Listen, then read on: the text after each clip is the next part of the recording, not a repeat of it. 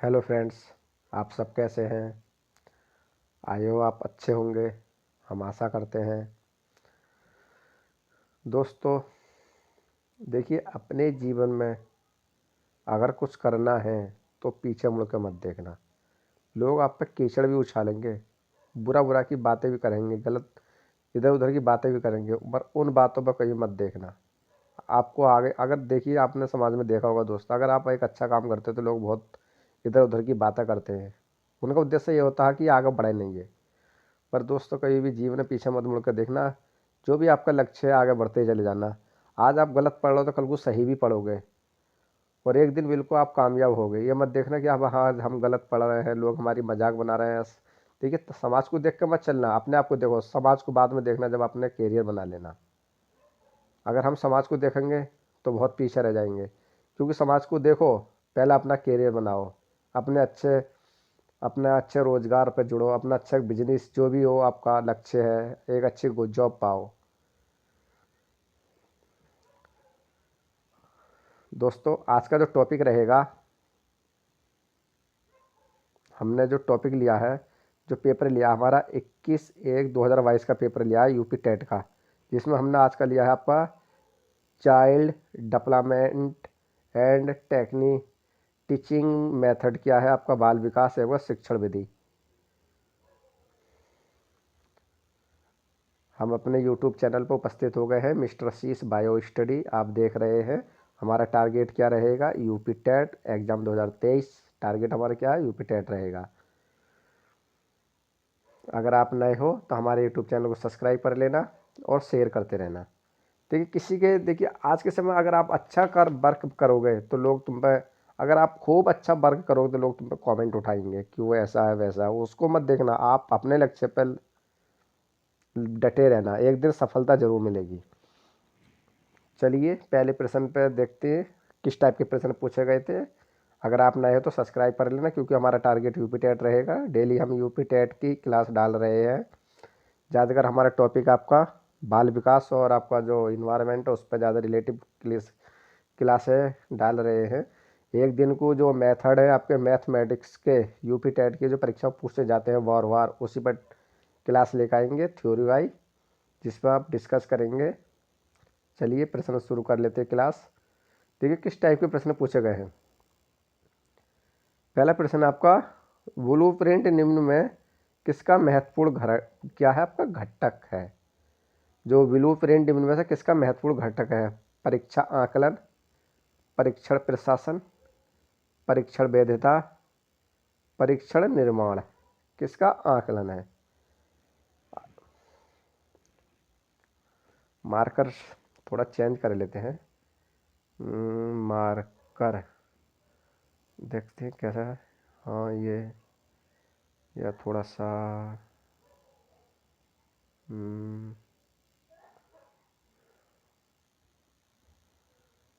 चलिए यही कर लेते हैं, ये ठीक रहेगा।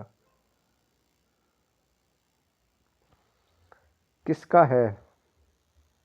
ए ए परीक्षा आकलन, बी परीक्षण प्रशासन, सी परीक्षण वैधता, डी परीक्षण निर्माण। थोड़ा कम चमक रहा है ये मार्कर। थोड़ा येलो, येलो,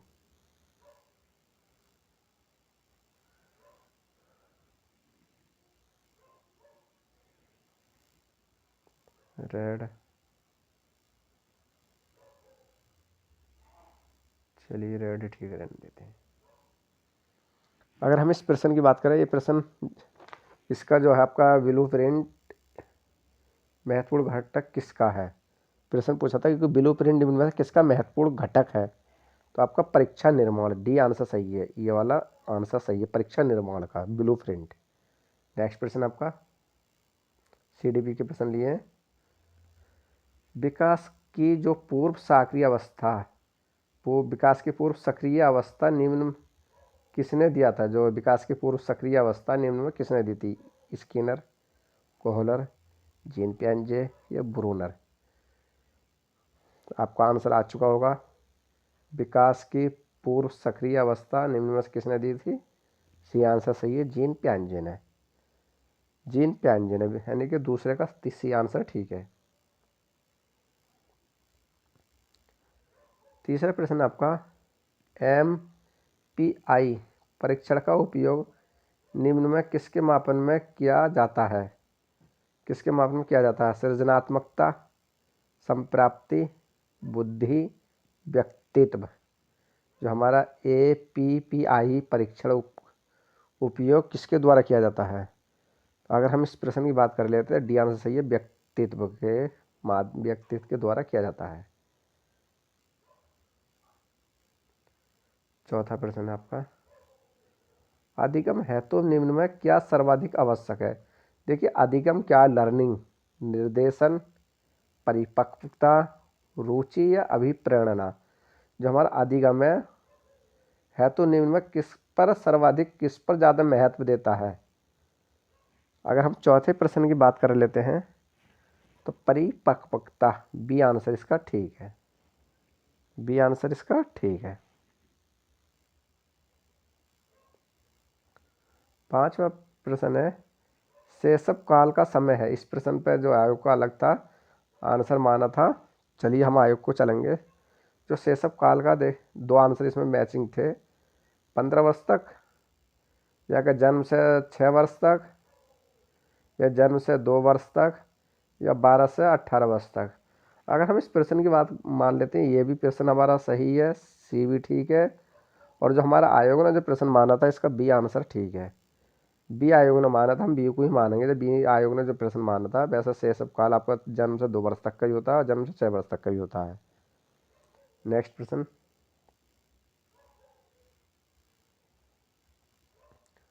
पूर्व अनुभव के आधार पर संवेदना को अर्थ प्रदान करना कहलाता है? चिंतन, स्मृति, प्रत्यक्षीकरण, कल्पना या कल्पना। आपका पूर्व जो अनुभव के आधार पर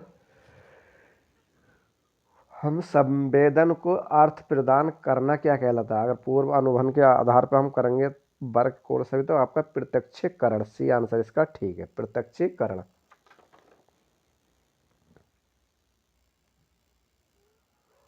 सातवां प्रश्न है,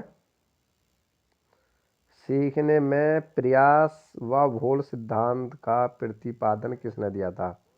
गेस्टाल्ट, थॉर्नडाइक, पावलोव, कोहलर। किसने दिया था? ये प्रश्न बहुत पूछा जाता है, सभी को मालूम होगा, बी आंसर सही है, थॉर्नडाइक ने।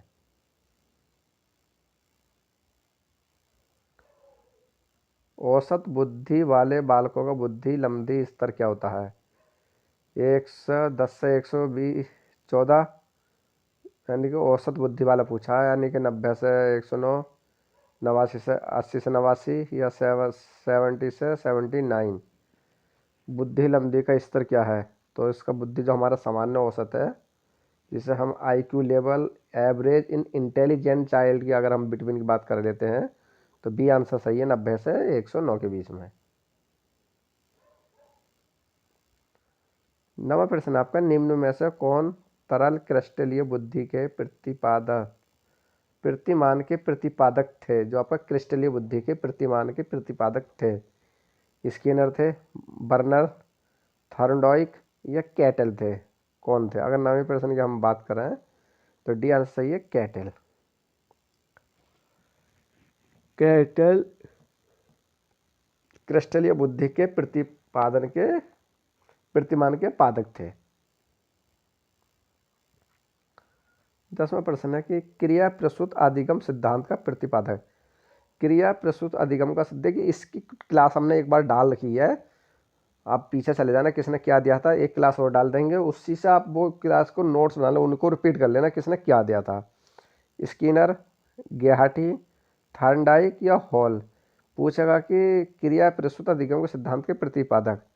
अगर हम इस प्रश्न की बात कर लेते हैं तो पहला आंसर सही है, स्किनर। 11वां प्रश्न है, कोहलर अपने प्रयोग से सिद्ध करना चाहते थे कि अधिगम मानव का अधिगम प्रयोजनपूर्ण है, जानवरों में मनुष्य से श्रेष्ठ है, एक स्वतंत्रता दिया है, समग्र प्रस्तुत का प्रत्यक्षीकरण है। समग्र जो प्रस्तुति का प्रत्यक्षीकरण कॉलर ने अपने प्रयोगों से सिद्ध करना चाहते थे। क्या करना चाहते थे कॉलर? कॉलर क्या सिद्ध करना चाहते थे? अगर हम 11वें प्रश्न की बात कर रहे हैं तो डी आंसर सही है। कॉलर चाहते थे कि समग्र प्रस्तुति का प्रत्यक्षीकरण सिद्ध करना चाहते थे। 12वां प्रश्न आपका, किसने पाठ्य योजना की पंच पद प्रणाली प्रतिपादित की थी? देखिए पंच पद प्रणाली कौन सी पाठ्य योजना की? ब्लूम, किलपैट्रिक, हार्वर्ट या जॉन डीवी? John Dewey. अगर हम किसने पाठ्य योजना पंचपद की अगर हम बात करें तो इसका सी आंसर सही है। हार्वर्ड ने पाठ्य योजना की पंचपद प्रणाली प्रतिपादित की थी। किसने? हार्वर्ड ने। नेक्स्ट प्रश्न आपका,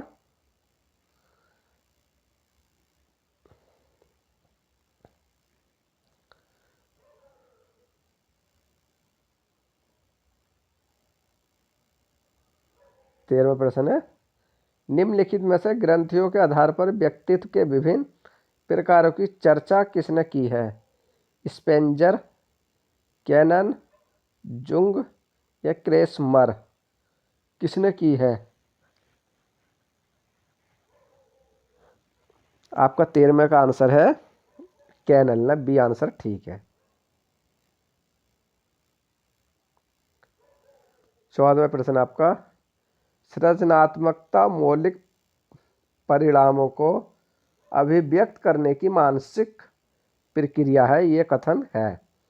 क्रो एवं क्रो का, डिहान का, हॉल का या कॉल एवं ब्रूस का? किसका है? जो सृजनात्मक मौलिक परिणामों को अभिव्यक्त करने की सामाजिक प्रक्रिया है, ये किसने कहा था? अगर हम 14वें प्रश्न की बात कर लेते हैं तो ये मौलिक जो अब प्रश्न हमने करा दिया था, ये आंसर सही है, क्रो एवं क्रो ने। 15वां प्रश्न है, B.F. स्किनर के अनुसार बच्चों में भाषा का विकास होता है व्याकरण में शिक्षण के फलस्वरूप या अनुकरण एवं प्रबल के फलस्वरूप या परिपक्वता के फलस्वरूप या जन्मजात क्षमताओं के फल स्वरूप? अगर 15वें प्रश्न की बात कर लेते हैं तो अनुकरण एवं प्रबल के फलस्वरूप, बी आंसर सही है, क्योंकि B.F. स्किनर ने अनुसार बच्चों को भाषा का विकास अनुकरण एवं प्रबल के फलस्वरूप दिया था। 16वां प्रश्न आपका, मूल प्रवृत्तियों को 14 प्रकार से किसने वर्गीकृत किया था? सभी को मालूम होगा इसका आंसर, मैकडूगल ने। सी आंसर इसका ठीक है, मैकडूगल ने। किसने दूसरी वस्तु को अपेक्षा एक वस्तु चेतना का केंद्रीकरण अवधान है, ये कथन किसने कहा था? मैकडूगल ने। मन का, रोस का या डॉम्बिल का? किसका है? 17वां अगर प्रश्न की हम बात करें तो डब्बिल ने कहा था, डी आंसर सही, डब्बिल ने कहा था किसी भी दूसरी वस्तु की अपेक्षा वस्तु पर चेतना का केंद्रीकरण अवधान है, ये कथन किसका है? डम्बिल का है। 18वां प्रश्न, निम्नलिखित में किसका नाम सुजान शास्त्र के पिता से जुड़ा है? वुडवर्थ, रॉस, गाल्टन या क्रो एवं क्रोग? अगर सुजान शास्त्र के पिता से जुड़ने की बात कर लेते हैं किससे जुड़ा है तो आपका सी आंसर सही है, गाल्टन का नाम जुड़ा है।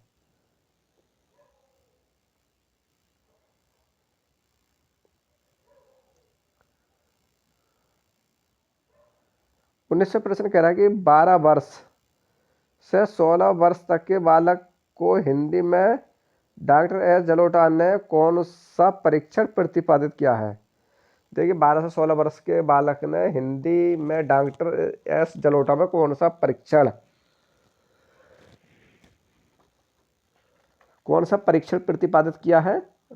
तो आपका साधारण मानसिक योग्यता परीक्षण, सी आंसर इसका ठीक है। 20वां प्रश्न देखते हैं, बुद्धि के द्विकारक सिद्धांत का प्रतिपादक। देखिए पूछता कि बुद्धि के द्विकारक सिद्धांत के प्रतिपादक किसने दिया है, कौन है इसके? तो इसके आपका स्पीयरमैन, सी आंसर ठीक है। कौन से? बुद्धि के द्विकारक सिद्धांत। 21वां प्रश्न है, कोहलर निम्न में से किससे संबंधित है? कोहलर को जानती होगे, अधिगम के सिद्धांत से, व्यक्तित्व के सिद्धांत से, विकास के, देखिए अधिगम सिद्धांत या आपका व्यक्तित्व सिद्धांत या आपका विकास के सिद्धांत या अभिप्रेरणा के सिद्धांत। अगर इस 21वां प्रश्न बात करें कोहलर निम्न में किससे संबंधित थे या कोहलर किससे रिलेटिव थे, तो कोहलर अधिगम के सिद्धांत से, ये आंसर ठीक है, अधिगम के सिद्धांत से।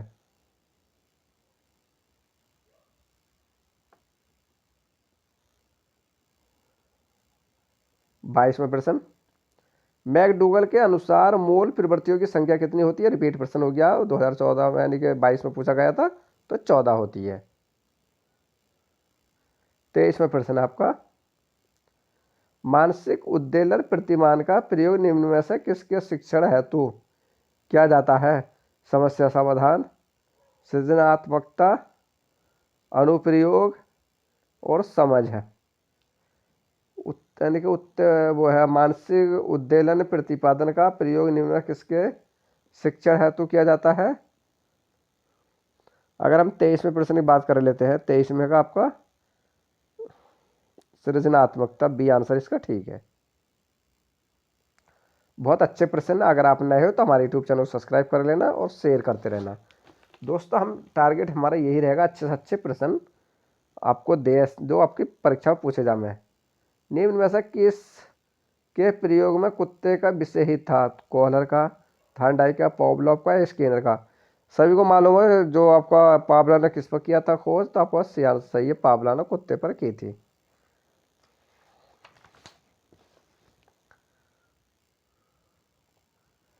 25वां प्रश्न कह रहा है, मौलिकता, नमनीयता तथा प्रवाह निम्न में से किसके घटक हैं?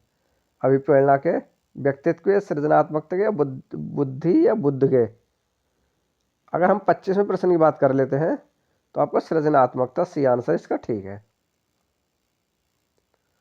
26वां प्रश्न आपका, युत्सुकता,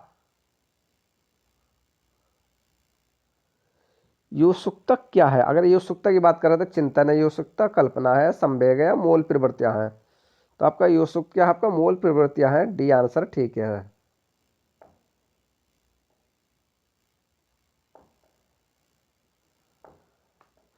27वां प्रश्न है, बालकों के सामाजिक विकास में प्रभावित करने वाले तत्व यहाँ वंशानुगत तत्व, शारीरिक तत्व, सामाजिक परिवेशन तत्व, आर्थिक तत्व। 27वां प्रश्न कह रहा है बालकों के सामाजिक, तो आपका सी आंसर है सामाजिक परिवेशन तत्व। 28वां प्रश्न कह रहा है कि शारीरिक विकास एक प्रमुख नियम निम्न में से कौन सा है? कल्पना और संवेगात्मक विकास से संबंध का नियम। 28वें प्रश्न का, या दूरगामी विकास का सिद्धांत,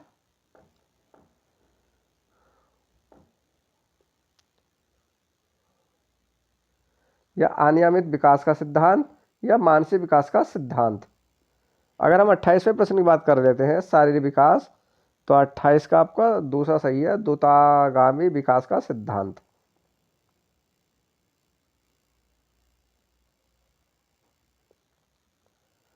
29वां प्रश्न देखते हैं, निम्नलिखित में से कौन सा विकास का सिद्धांत नहीं है? देखिए नहीं पूछा है, तो समान प्रतिमान का सिद्धांत है, परस्पर संबंध का सिद्धांत भी है, निरंतर विकास का सिद्धांत भी है। यानी कि 28वें प्रश्न इसका 29 का डी ऑप्शन है कि अनुकूलित परिवर्तन का सिद्धांत, ये नहीं है, तो आपका डी आंसर इसका ठीक है। 30वां प्रश्न है आपका, विकास के परिमाप स्वरूप नवीन विशेषता और नवीन योग्यता प्रकट होती है, ये कथन किसने दिया था? देखिए विकास के परिणाम स्वरूप स्वरूप यानी कि नवीन विशेषता और नवीन योग्यता प्रकट होती है। डागलस और हॉलैंड ने, मेरेडिथ ने या हॉर्लेक ने, गैसेल ने? किसने कहा था ये आंसर, किसने दिया था? तो इसे अगर हम प्रश्न की बात करें तो सी आंसर सही है, हॉर्लॉक ने दिया था। तो दोस्तों ये रहे आपके जो 22वें पेपर हुआ था यूपी टेट का 30 शिक्षण विधि के प्रश्न। आशा करते हैं आपको ये पसंद आया होगा। अगर आप नए हो तो हमारे यूट्यूब चैनल को सब्सक्राइब और शेयर करते रहना।